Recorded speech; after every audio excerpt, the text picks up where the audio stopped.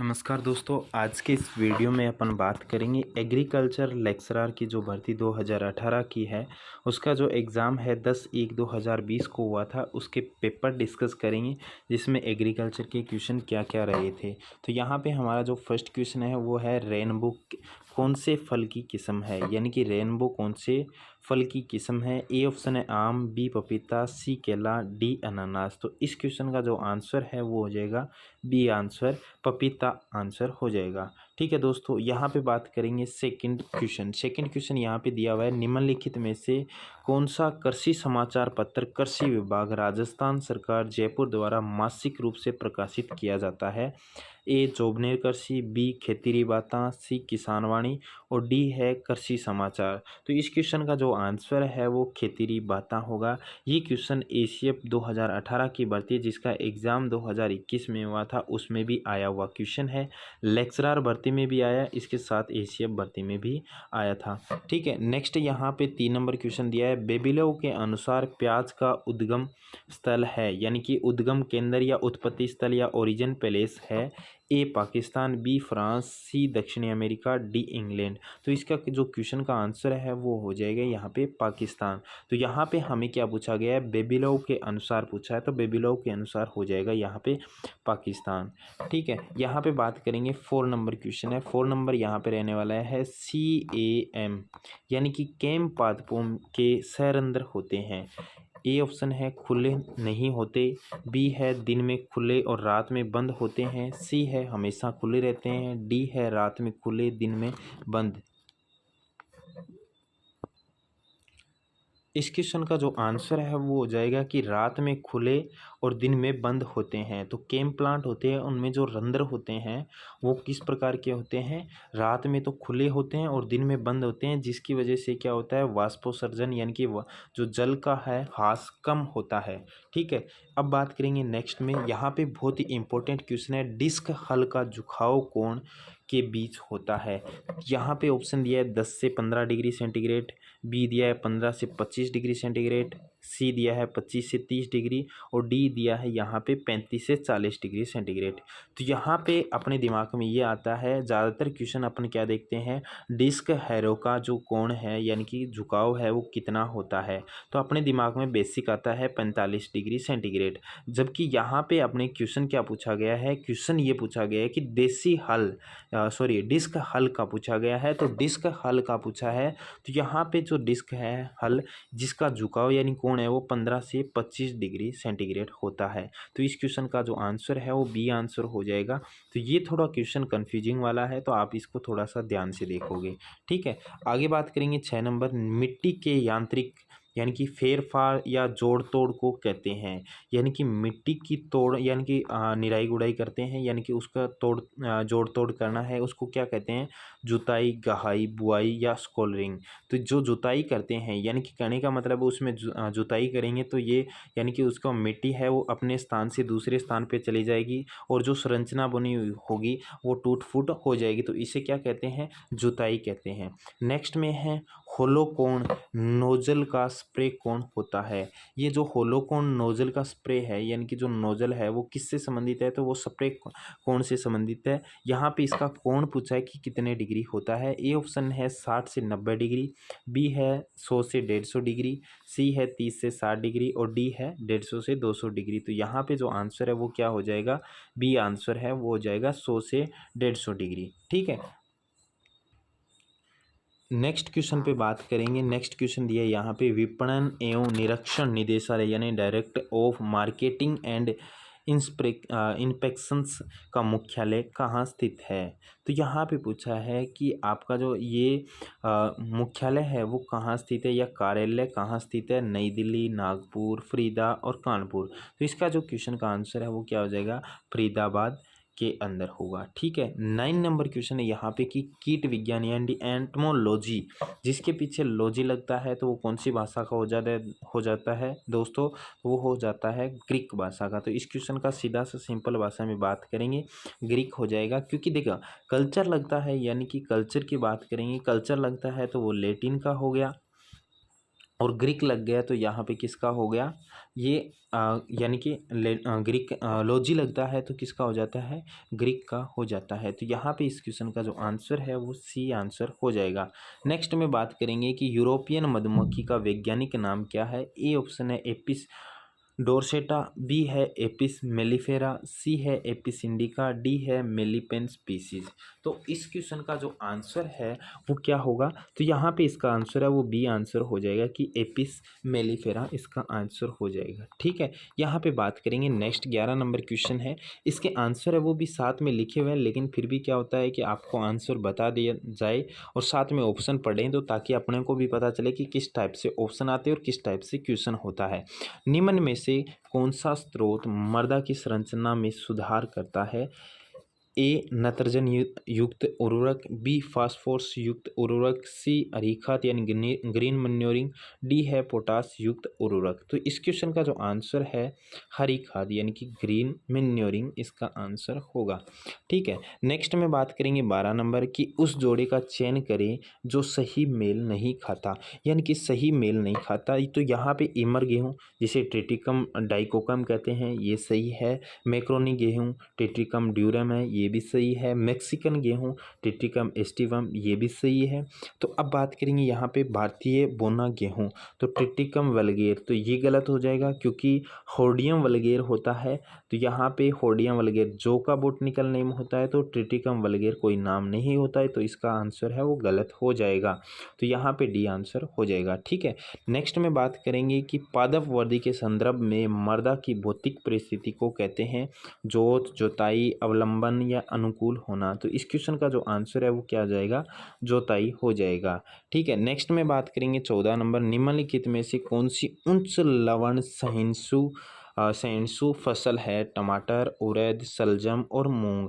इस क्वेश्चन का आंसर क्या हो जाएगा, शलजम हो जाएगा। सी आंसर है वो राइट आंसर हो जाएगा। नेक्स्ट में बात करेंगे पूसा फाल्गुनी एवं पूसा बरसाती उन्नत किस्में हैं। पूसा फाल्गुनी और पूसा बरसाती उन्नत किस्में हैं। ए मूंग की, बी उड़द की, सी मटर की और डी है चावला की।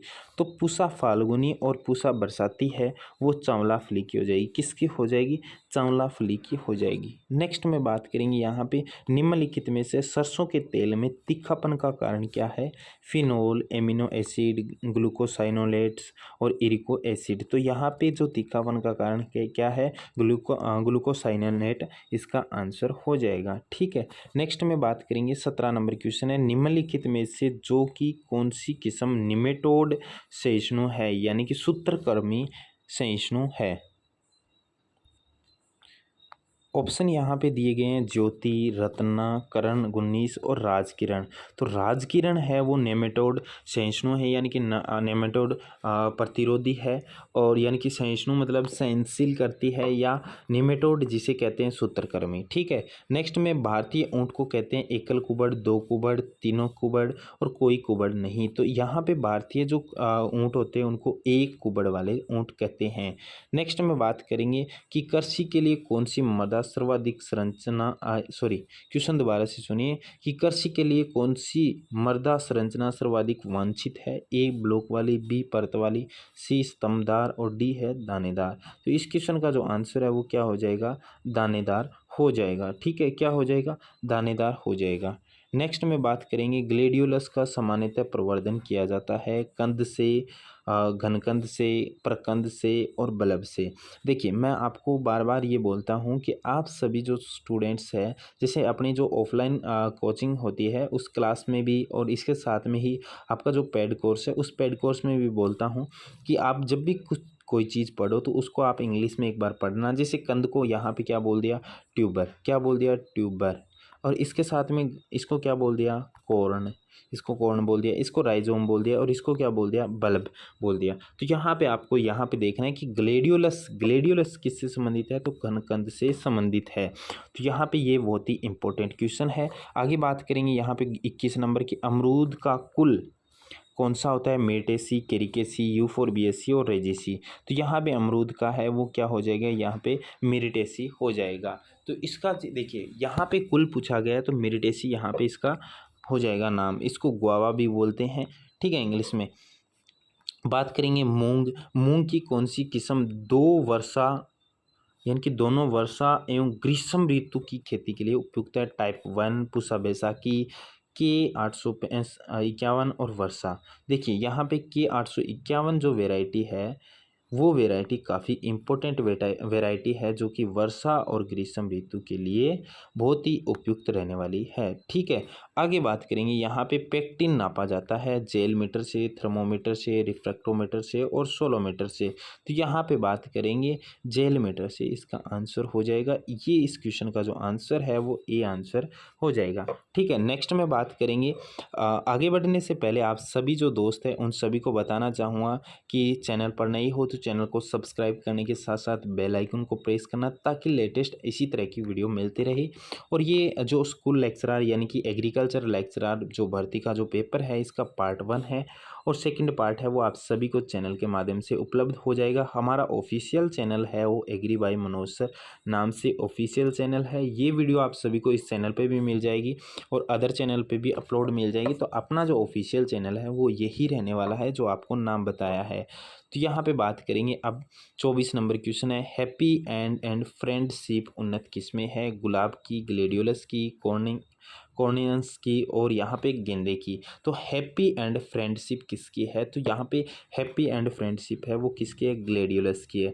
तो आप सभी जो दोस्तों ने देखा है कि एग्रीकल्चर लेक्चरर भर्ती में जो ग्लेडियोलस से 2 क्वेश्चन आगे आगे भी आपको देखने को मिलेंगे, 3 से 4 क्वेश्चन है वो एक ही भर्ती के अंदर ग्लेडियोलस से क्वेश्चन आए हुए हैं।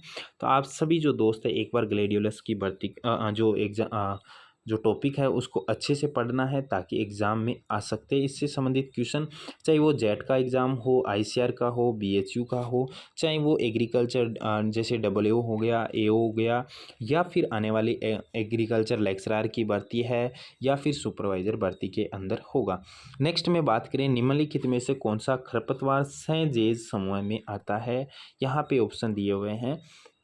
डिग्रा ओर्मिनेंसिस, बी है साइनोडोन डेक्टाइलोन, फिर है चिनोपोडियम एल्बम और साइप्रस रोटेंडस। तो यहाँ पे सैंजेज का बोला गया है, तो यहाँ पे इसका जो आंसर है वो हो जाएगा साइप्रस रोटेंडस मोथा हो जाएगा। ठीक है, नेक्स्ट में बात करेंगे यहाँ पे कि यहाँ पे साइप्रस रोटेंडस है वो मोथे को बोलते हैं। ठीक है दोस्तों, किसको बोलते हैं?